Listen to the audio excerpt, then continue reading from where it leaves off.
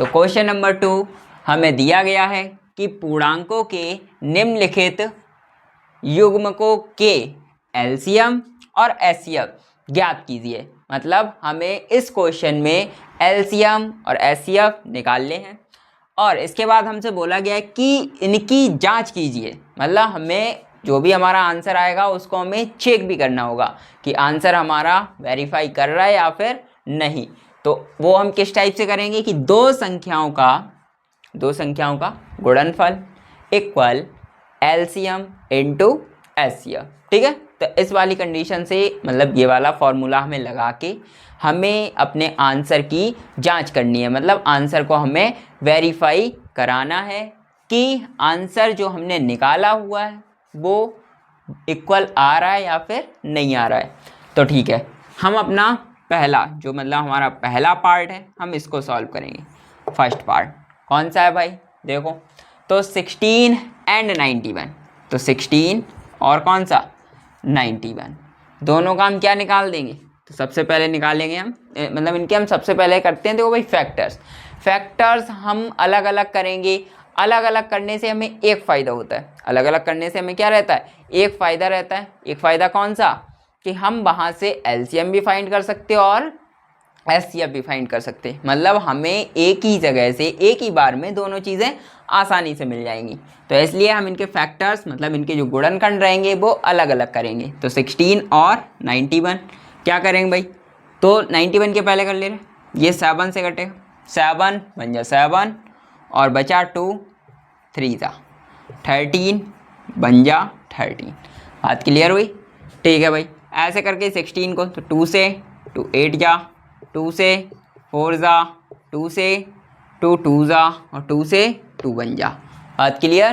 तो ये हमारे 16 के फैक्टर्स और ये हमारे 91 के फैक्टर्स आ गए। अब हम क्या करेंगे भाई, तो लिख दो 16 इक्वल क्या होगा 2 इंटू 2 इंटू 2 और इंटू 2, 2 दूनी 4 दूनी 8 दूनी 16।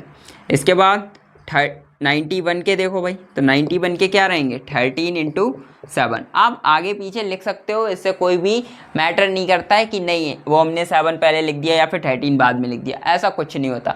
बस आपके फैक्टर्स सही होने चाहिए, मतलब जो भी आप गुणनखंड कर रहे हो वो एकदम क्लियर होने चाहिए। लिखने का कोई भी मैटर नहीं करता है। बात क्लियर। लिखने के लिए जब मैटर करेगा तो हम बता देंगे कि हाँ यहाँ पर आपको ये ऐसा करके ही लिखना है। बात क्लियर हुई, ठीक है। तो ये हमारे कुछ कितने फैक्टर्स आ गए, मतलब दोनों के हमने क्या कर लिए फैक्टर्स निकाल लिए, वो भी बड़ी आसानी से। अब देखो हमें दोनों में कुछ भी कॉमन नहीं मिल रहा है, तो हमने क्या किया, हमारे पास दोनों में कुछ भी कॉमन तो है नहीं। एचसीएफ हमारा क्या होता है, एचसीएफ, तो एचसीएफ हमारा होता है हाईएस्ट कॉमन फैक्टर। एचसीएफ हमारा क्या होता है हाईएस्ट कॉमन फैक्टर। मतलब दोनों में हमें सबसे ज़्यादा देखो कॉमन चीज़ क्या देखने को मिल रही, मतलब जो दोनों में हमें मिल जाए वो हमारा क्या कहलाएगा एचसीएफ कहलाएगा। तो देखो भाई दोनों में कुछ तो मिल नहीं रहा। अब आप कहोगे ये 1 1 का आपने मल्टीप्लाई क्यों किया, तो 1 1 का हमने जो मल्टीप्लाई किया है वो इसलिए किया ताकि मैं आपको बता पाऊँ कि हमें जब कुछ भी कॉमन नहीं मिलता है तो हम क्या कॉमन मानते हैं, हम मानते हैं कि दोनों में 1 होगा ही होगा। तो एचसीएफ हमारा क्या आएगा 1 आएगा। और एचसीएफ हमारा होता क्या है हाईएस्ट कॉमन फैक्टर, इसको हम फुल फॉर्म में बोलते हैं और हिंदी में हम इसको मासा भी बोलते हैं। क्या बोलते हैं, मासा भी बोलते हैं। ठीक है, बात क्लियर हुई। और मासा की फुल फॉर्म होती है महत्तम समावर्ती। बात क्लियर हुई, ठीक। तो इतनी चीज़ आपको ध्यान रखना है कि एचसीएफ हमें दोनों जो भी जितने भी हमें नंबर्स दिए जाएं उन सभी का ऐसा नंबर जो उन दोनों में क्या आ रहा हो कॉमन आ रहा हो। इसके बाद हम बात कर लेते हैं किसकी, एलसीएम की। तो एलसीएम हमारा क्या रहता है लोएस्ट कॉमन मल्टीप्लिकेशन। बात क्लियर। तो इसकी जो फुल फॉर्म होती है वो कौन सी होती है लोएस्ट कॉमन मल्टीप्लिकेशन होती है। अब इसको हम हिंदी में बोलते हैं लाशा, इसको क्या बोलते हैं लाशा बोलते हैं। और इसकी जो लाशा की फुल फॉर्म होती है लघुत्तम समावर्ती। ठीक है, बात क्लियर। नेक्स्ट अब देखो भाई लाशा में क्या होता है, तो जो कॉमन चीज़ है दोनों में वो तो लिखनी ही लिखनी है। तो कॉमन चीज़ हम अभी 1 लिख दे रहे हैं, वैसे लिखने की कोई ज़रूरत होती नहीं है लेकिन हम लिख दे रहे हैं आपको समझाने के लिए। तो जो चीज़ हमें दोनों में कॉमन मिलेगी उसको तो लिखना ही लिखना है।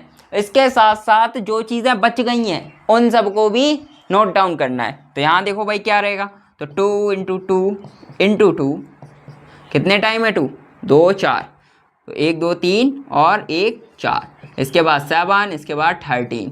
तो बात क्लियर हुई। ये हमारा सभी का अगर हम मल्टीप्लाई कर देंगे तो हमारा क्या प्राप्त हो जाएगा, हमें एलसीएम प्राप्त हो जाएगा।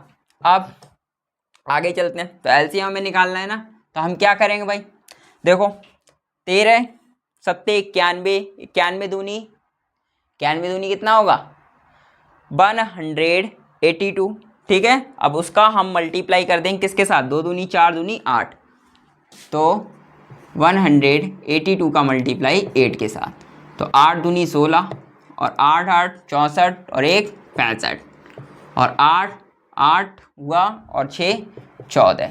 तो हमारा जो एलसीएम निकल के आया जाके, जो हमारा एलसीएम निकला वो कितना निकला 1456, ये हमारा एलसीएम निकला जाके, और एचसीएफ हमारा 1 निकला जाके। अब हमें जो वेरीफाई करना है, हमें अपना आंसर क्या करना है, हमें अपना आंसर वेरीफाई दिखाना है। तो आंसर वेरीफाई करने के लिए एक फॉर्मूला होता है, फॉर्मूला भाई कौन सा होता है, तो दो संख्याओं का गुणनफल, दो संख्याओं का गुणनफल इक्वल क्या होता है, एचसीएफ इंटू एलसीएम। बात क्लियर, ये हमारा फॉर्मूला होता है। इस फॉर्मूले को आपको याद करना है, रट्टा नहीं मारना है, याद करना है कि दोनों जो भी मतलब देखो जितने भी हमें नंबर दिए जाएं उन सभी का हम मल्टीप्लाई कर दें, और एलसीएम और एचसीएफ का अगर हम मल्टीप्लाई कर दें तो हमारा क्या, दोनों तरफ आंसर सेम आना चाहिए। अगर आंसर सेम नहीं आ रहा है तो मतलब आपका क्वेश्चन कहीं ना कहीं मिस्टेकेबल है, मतलब मिस्टेक आपने की हुई है। तो आपका क्या रहेगा, हमने यहाँ पर मेरे पास 2 संख्याएं तो हमने 2 संख्याओं का लगाया, आपके पास 4 संख्याएं हो तो आप 4 वाला लगा देना। बात क्लियर रही, लेकिन चारों का मल्टीप्लाई करना, उसके बाद एलसीएम इंटू एचसीएफ करना, तभी आंसर दोनों तरफ इक्विवेलेंट आएगा। तो 2 संख्याओं का गुणनफल इक्वल एचसीएफ इंटू एलसीएम से हम सॉल्यूशन निकालेंगे। 2 संख्याएं हमारी कौन कौन सी हैं, 16 इंटू 91, 16 हमारी एक संख्या है और एक देखो भाई 16 है और एक 91 है, तो 16 इंटू 91। एचसीएफ हमारा कितना दे रखा है, तो एचसीएफ हमारे पास है 1, और जो हमारे पास एलसीएम है, तो एलसीएम में कितना दे रखा है, तो एलसीएम हमारे पास है 1456। अब देखो भाई इसका इसके साथ मल्टीप्लाई करेंगे तो 1456 आएगा। अब इसका इसके साथ भाई मल्टीप्लाई करना, तो हम यहाँ पर देखो आपको मल्टीप्लाई करके दिखा दे रहे, 19 का 16 के साथ, 16 बन जा 16 हो गया, हाँ कैरी आई 1, 16 9 जा 144 और 1 कैरी तो 145 आ गया।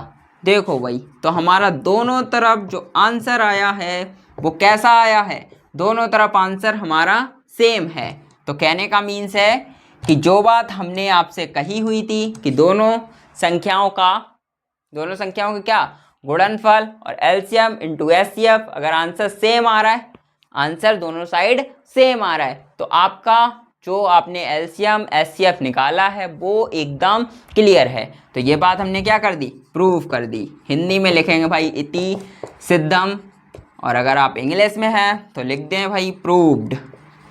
बात क्लियर हुई, ठीक है।